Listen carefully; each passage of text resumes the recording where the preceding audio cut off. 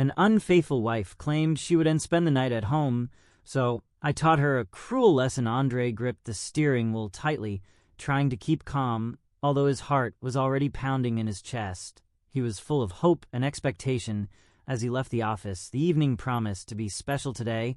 He was lucky enough to spend the night at home lately. He had to work even at night because of his company's collaboration with foreign partners, which caused jet lag. Andre hadn't told his wife he would be home early because he wanted to surprise her on the way. He bought a bouquet of flowers and an excellent bottle of wine. The drive home went by in a flash as he imagined how he would go in and hug his beloved wife and spend a warm evening in her company. Andre and Dania's life was comfortable. Both had good jobs and were building a solid future, so every moment of respite was precious. However, when he arrived home in the countryside, his joy was replaced by a slight worry. Anya's car wasn't in the garage, but she must have had something to do in town, he thought, although this absence concerned it. At first, Andre knew that AI work sometimes required late meetings with clients. However, upon entering his house, a feeling of loneliness took hold of him. Trying to dispel his worry, he decided to call her.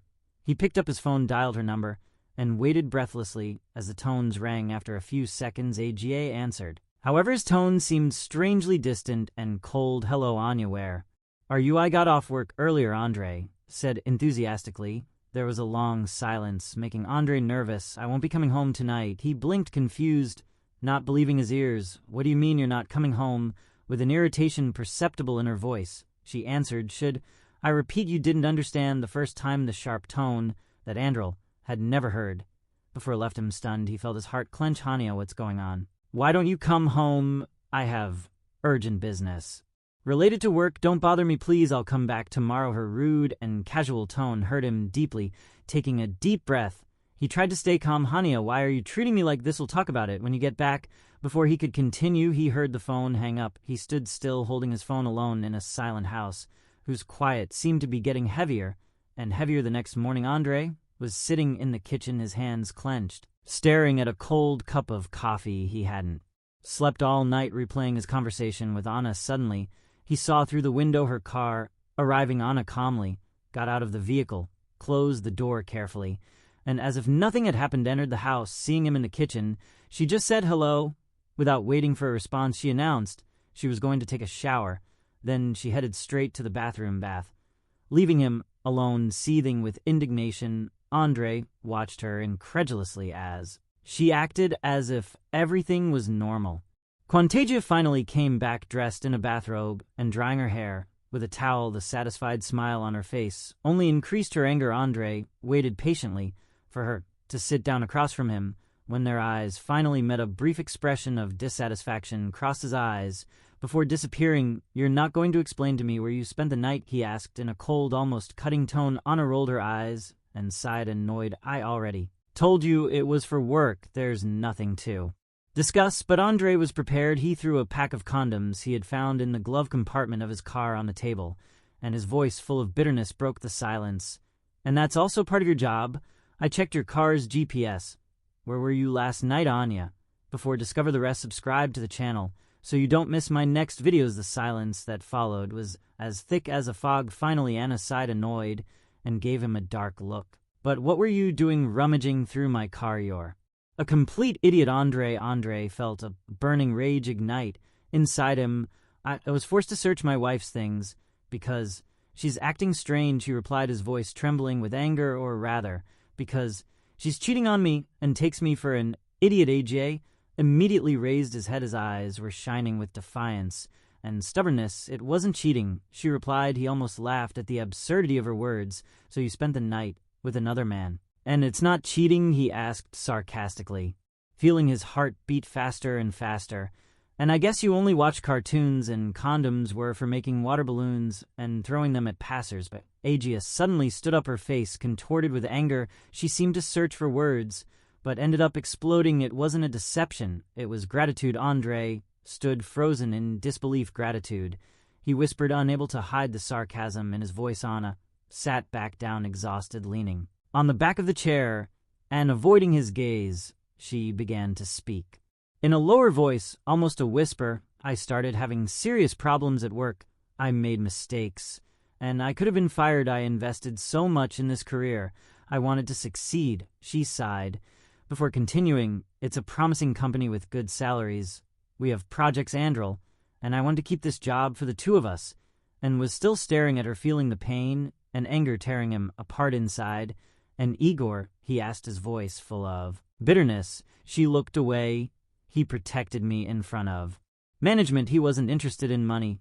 He just likes me, he hinted. That he wanted something in return. Hania paused, narrowing her eyes at Andre, before adding, I gave him what he wanted. It was only one night, and I took no pleasure in it. I love you, Andre. And please let's forget this room, Plora. TL Andre looked at her, feeling the blood pounding in his temples. Forget. She was simply suggesting to forget what had happened, as if it could disappear with a simple snap of a finger, as if this night gratitude was just a mistake or an accident. Anna looked at the table and noticed the bouquet of flowers and the bottle of wine he had bought the night, before hoping to share a warm moment with her, feeling the tension in the air. She opened the bottle, poured 2 glasses, and handed one to Andre. Andrel, I really love you. And she said, softening her voice to make it warmer, yes, I made a mistake, but sometimes you have to go beyond the limits to reach something greater. She raised her glass as if this gesture could dissolve the problems that had been eating away at their relationship. Her eyes searched for hers, silently pleading for her understanding. Andre sat staring at her, trying to see any sincerity in her face, but her words echoed like broken promises. No, Andre, it was my decision. And she said firmly, although her voice trembled slightly, he simply let it be known what he wanted. I needed his loyalty. I didn't want to do it, but circumstances forced me to. She took a deep breath, her hands trembling slightly around the glass. Please, and yes, to start over. I promise it won't happen again. Please believe me. Andrea, feeling an overwhelming bitterness. Forget a mistake. That won't happen again. I understood you, he said slowly, suppressing the bitterness that rose in his throat. After a sip of wine, he stood up and went out into the garden, where the fresh morning air enveloped him. He took a deep breath, feeling anger bubbling inside him. His thoughts were chaotic, but one thing was clear: he couldn't leave the situation as it was. Andre had always been proud of himself, his dignity, and his principles. The idea of having been taken for a fool infuriated him. His gaze became cold and determined. He thought about divorce, but this idea seemed too simple, too easy. No, he had to make sure that, and his faithful friend Igor understood the cost of their actions. He wanted him to feel the pain he had inflicted on him, to understand that betrayal has a cost. A few minutes later, Andre returned home, keeping a calm and collected appearance. He decided to play his part, pretending to be the understanding husband, ready to leave everything behind. But you know, Anna. And he said, pretending to think about his words, I will try to forget, as if nothing had happened. It's not worth destroying our relationship. For that, let's pretend as if nothing had happened. Her face lit up immediately, and she smiled at him gratefully. Thank you, Andre. I knew you would understand. And she said softly, you have always been smart and understanding. I am so lucky to have you. Andre nodded, pretending to accept her words, while inside the storm continued to roar. She had no idea that the understanding husband was already planning a lesson that she and Igor would never forget. On Monday morning, Andre drove to work, pensively observing the road and the streets. At the office, he began to think about something that had come to his mind the day Anna had confessed her gratitude to Igor. He remembered that in his wife's company, romantic relationships between colleagues were strictly forbidden. This was a serious violation. Such violations were quickly and severely punished by dismissals. Andre knew that going directly to inform the management of IA was not the best idea. He had no tangible proof, and this initiative could backfire on him. Decided to act more strategically. He began to prepare his approach. Andre spoke to his boss, Yuri, asking to be sent on a business trip. Surprised by this request, because Andre was a valuable expert often involved in important negotiations with foreign partners, Yuri asked, Andre, you're used to working in offices and handling crucial negotiations. Why do you suddenly want to go to a factory? With a slight smile, Andre explained that he needed a break from a tense environment and that he wanted a change of scenery. Well, if that is the case, a change could indeed allow you to recharge your batteries, concluded Yuri. Accepting his request and organizing the trip that evening, Andre informed AA that he would be leaving the following Monday for a professional engagement. His reaction was calm, almost indifferent. She wished him luck and resumed her routine without suspecting anything. For Andre, this planned absence was only the first step in a larger plan. The next day, he started searching the internet for theater studios that offered street performances or participated in events. These groups were mainly composed of art students working on creative projects to supplement their income. Andre contacted the director of one of his studios and explained his idea. He wanted the young actors to play the role of accidental witnesses who would cross paths with AGA, leading her to believe that her secret had been discovered. The students were intrigued by the proposition, which seemed both amusing and stimulating. Together, they developed a detailed scenario to create moments that would seem spontaneous and natural, but which would achieve the goal of destabilizing her. With the plan in place, Andre felt a bitter satisfaction. He knew that Agia suspected nothing. The morning of his departure, Andre said his goodbyes to Anna and left. She carefree continued her daily routine. This included a visit to her favorite cafe near her office, where she liked to buy a coffee and croissants before starting her day. The familiar aroma of pinf surrounded her, offering her a moment of comfort as she waited for her order. At the counter, a young man in a suit approached. He looked at her with an expression mixing recognition and surprise. "Ah, it's you," he said with feigned joy. "I recognized you. You are the woman who thanks him." His colleagues turning ordinary nights into something special.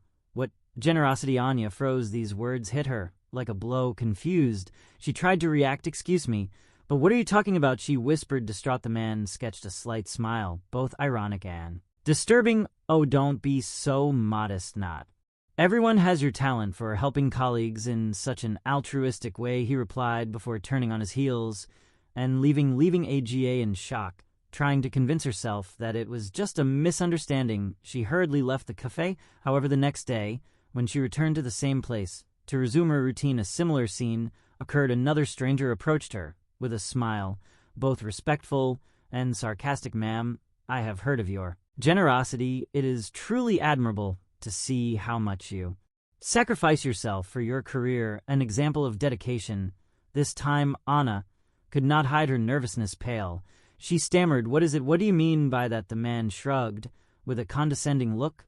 "Well, everyone knows that you are famous for your willingness to help others," he said with one last smile before walking away. The tension began to eat away at AGA. The cryptic words and innuendos of these strangers and shook her sense of control. She tried to convince herself that it was all an absurd coincidence and that these strangers were making up crazy stories.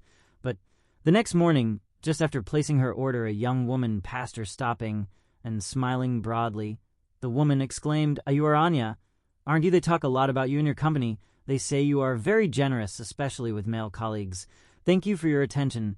The sea tightened quickly. Taking her coffee, she ran away. Her thoughts were in chaos. It was no longer a coincidence. This was the third time that someone had clearly revealed their secret, and it was spreading. No longer tolerating the attention, Anna picked up her phone, and after a hesitation dialed Andrel's number. The ringing seemed endless, increasing her anxiety even more until he finally answered. "Yes, hi, I'm listening," he replied, his voice slightly nervous, which immediately disconcerted Ajay. She began, uncertain. I don't know how to explain it to you, but something strange is happening. People say things about me, things that he couldn't." No, a silence hovered for a moment on the line. Then Andre seemed to get agitated. "Wait, Anya, I don't understand where you're going with this," he said, irritated, as if her suspicions offended her. Anna hesitated, not knowing what to answer, before asking in a low voice, "I wanted to ask, you haven't told anyone about what happened between us, SCP, that night, because I don't know how to explain everything that happened. Someone must have divulged this information," she added, but he became even more abrupt. "Didn't we decide to forget about it and let everything go that behind us? You yourself said it. Why are you making me relive this now? What's happening to you? Maybe you're confusing yourself," you replied dryly. Andre F's words felt even more Malagia, as if she was guilty of seeing her past become a nightmare. Despite her efforts, she couldn't get rid of the feeling that he knew more than he wanted to show. "I stammered," she, unable to explain her condition. He interrupted her abruptly. "You know what, Anna? I'm at the factory, very busy, don't come, and disturb me with these idiots." At that moment, he activated the video conference, allowing her to see his face.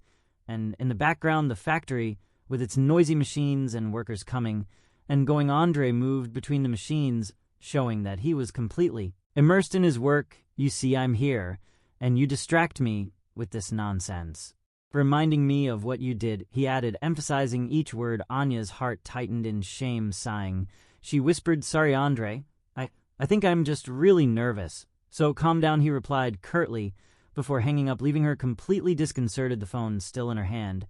After the conversation with Andre, Anna began to suspect Igor. Maybe he had spoken to someone about that night, and if it was him who had revealed their secret, she couldn't shake her disturbing thoughts and decided to confront him.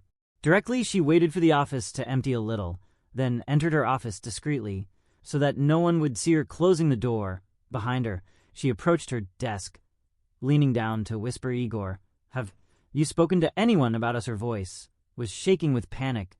"About the fertile. We're sleeping together." Igor looked up, his gaze instantly becoming alert, clearly surprised by this direct conversation, even more within the walls of the company. "You're crazy," whispered Thil, looking quickly towards the door as if he was afraid that someone would listen. "Why are you asking me that? I have nothing. Tell no one. If anyone finds out, we'll be fired on the spot," he explained. Anya felt relief mixed with growing irritation. She couldn't take her eyes off him, still suspicious. "But something is wrong," she whispered, as if trying to convince herself she wasn't the only one thinking this. "Get out of my office so no one suspects anything, and take something too." "Calm your nerves, you're paranoid," he replied, massaging his temples as if the thought alone gave him a headache. "Sorry," she said, still confused. Before leaving his office back at her post, AGA realized she hadn't gotten any concrete answers, only more confusion. She felt like she was going crazy and told herself that maybe she just needed to calm down. Maybe it's just stress, she repeated to herself several times, trying to pull herself together. On Thursday, she decided not to go out to the cafe and to spend the day at the office, avoiding any unexpected encounters. Fortunately, the day passed quietly without incident, and in the evening, she felt a little relieved. "Everything is fine," she repeated to herself, trying to ease her tension. She had the impression that things were finally getting back to normal. When the workday ended, Anna left the office feeling light. She walked slowly to the parking lot, happy that this strange period was about to end. Then suddenly, she bumped into a young man in his 20s who was riding a scooter. The impact made her briefcase fall, and her papers spilled onto the sidewalk. "Sorry," exclaimed TL, confused. As she started to pick up the papers, the young man stopped, smiled, and without hesitating, helped her gather the documents. "Thank you," she said. Without looking up, "It was my fault. I was clumsy," she added. As he picked up the papers, the young man, after picking up the papers, handed them to Anai, looking at her with a mischievous smile, declared, "No problem," adding, "Sometimes everything that is secret ends up being revealed, isn't it?" And while talking of gratitude, "I heard something about it." He burst into a barely concealed laugh. Anya's anger rose as she let out an uncontrollable laugh. She shouted, "You," before grabbing her file and throwing it directly at him, but the boy dodged skillfully while laughing happily, then ran away, leaving her frozen in place, overflowing with rage and despair. She had a hard time pulling herself together. She rushed to her car and went home. The night was full of anxiety. She kept staring at her phone, dreading a new event, while her mind was assailed by questions. Unable to bear it any longer, she opened her laptop and started looking for a psychotherapist. She didn't understand what was happening to her, but one thing was clear: she couldn't handle this alone anymore. On Friday morning, Anna arrived at work, overwhelmed by a tension that was eating away at her from the inside. The night before, she had felt on the verge of collapse, and now the only thing keeping her going was the thought of the upcoming weekend. She had even made an appointment with a psychologist, but the session would not take place until the following week. Praying inwardly, she hoped that the day would go smoothly. Indeed, the morning was peaceful. Work absorbed her, completely relegating even her anxious thoughts to the background. Anna was beginning to believe that the worst was over and that all this would be left behind her. But at lunchtime, this tranquility was abruptly interrupted. A delivery man entered the office with a huge bouquet of red roses. Giving off a powerful scent, Anna felt all the eyes of her colleagues turn towards him, and the young man announced at the effort delivery for a name.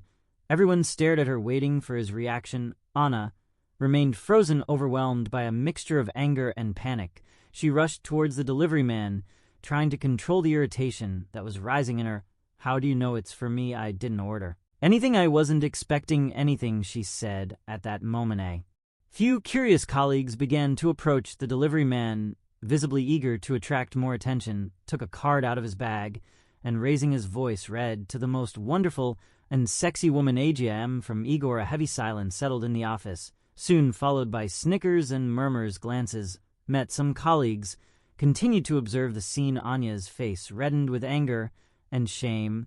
She snatched the bouquet from the delivery man's hands and threw it violently to the ground, almost screaming before uttering a series of insults. The delivery man, visibly shocked, stepped back and headed for the exit. The din of his outburst attracted the attention of Vasily Ivanovich, the director, known for his strict temperament and his authority over his employees. He approached Anya, his gaze ever fixed on her, but throwing the bouquet and the card to the ground, he frowned. Vasily Ivanovich leaned over, picked up the card, and read it. His expression wavered for a moment, but he quickly recovered, showing a calm smile.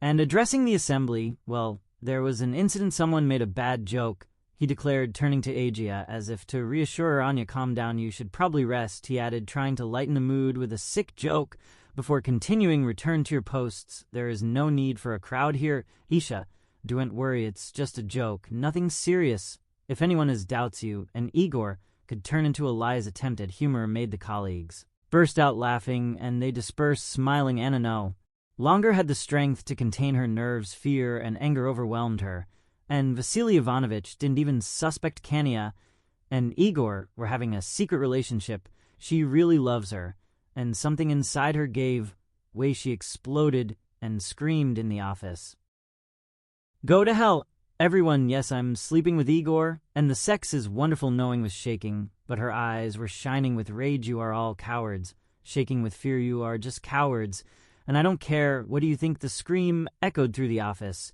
and in a second everything froze around her. The employees looked at her, horrified and perplexed, unable to react. Vasily Ivanovich became not and sassy slowly on a nearby chair, wiping the sweat from his forehead with a handkerchief. Stunned by Agia's words, the silence was only interrupted by Agia's sobs. Like a cruel twist of fate, Igor was not in the office at that moment. He was somewhere else, signing an important contract. Maybe he could have calmed her down if he had been there, but now alone, facing the curious crowd of her colleagues, she could not hold back any longer, realizing that she had no business being there. Anna gripped her ticket tightly, nervously headed for the exit, ignoring the frozen employees. It was at that precise moment that Igor, delighted with the success of his negotiation, entered the office with a radiant smile and past Agia. She grabbed him by the hand and in a loud voice declared, "Tell them that we are lovers. Let everyone know we are not like them, Igor. We are above, that we are not afraid to show our true feelings." Igor stood there frozen, as if he had received an electric shock. His face quickly expressed confusion and trying to remove his hand from Anya's. He threw a worried look at his colleagues who were watching them. "Anya, why did you reveal our secret?" he whispered, trying to understand what was happening. These words, spoken in silence, only confirmed everything she had shouted, and looks of distrust began to be exchanged between the colleagues. Someone even sighed discreetly. Surprised, Anya, unable to stay any longer, ran out with tears in her eyes and slammed the door with force. The others observed Igor standing in the middle of the office, completely confused, not knowing what to do. He ran a hand through his hair, his face betraying despair and fear. Behind him, his colleagues continued to exchange intrigued looks. "No, Anna," he said slowly, understanding that the consequences of their secret romance could no longer be hidden. While he thought, the noise of anxious discussions invaded the office. Now, entirely focused on what had just happened this Friday evening, Anya plunged into a state of despair. She only wanted to forget, so she locked herself away at home, took a bottle of alcohol, and, unable to contain her emotions, called a friend. She tried to comfort her, but Anya felt like her life had collapsed. All the work she had invested now seemed in vain when Andrei came home, he knew that his plan had worked. However, upon entering, he tried to keep a neutral expression, as if he knew nothing, but seeing AGA disheveled and eyes swollen with tears, he understood that the situation was going to get worse. "It's all your fault, Andrew. I know that you're the one who did this. You humiliated me and made me crazy," she shouted with rage and pain. Trying to defend herself, replied, "I do know what you're talking about, Anna. I just got back from a business trip. That what happened asterisk. Mia refused to accept his apologies, her pain or anger, and the alcohol she had consumed made her irrational. She continued to scream, accusing him.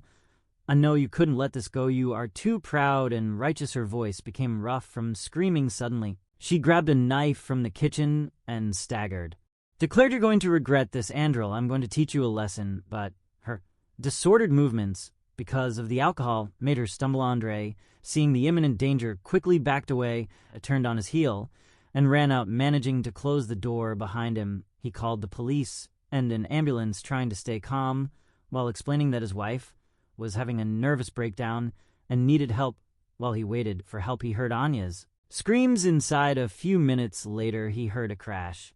Anna had thrown a chair against the window, breaking the glass and releasing some of her emotions in a futile act of destruction. When the police and paramedics arrived, they entered cautiously, trying not to make the situation worse. Seeing the strangers, Anna seemed exhausted, unable to control herself, burst into tears, collapsing to the ground, completely devastated. Andre calmly explained to the policeman that his wife had been drinking and had a nervous breakdown. He suggested that she was perhaps suffering from delusions of prolonged high stress and alcohol, but he chose to keep the details of the incident quiet. Anna spent almost a week in the hospital, where she received the necessary care as well as therapeutic support. Her condition improved day by day, and when she was released, she felt ready to return home to resume her life. However, her return to reality was cold and cruel.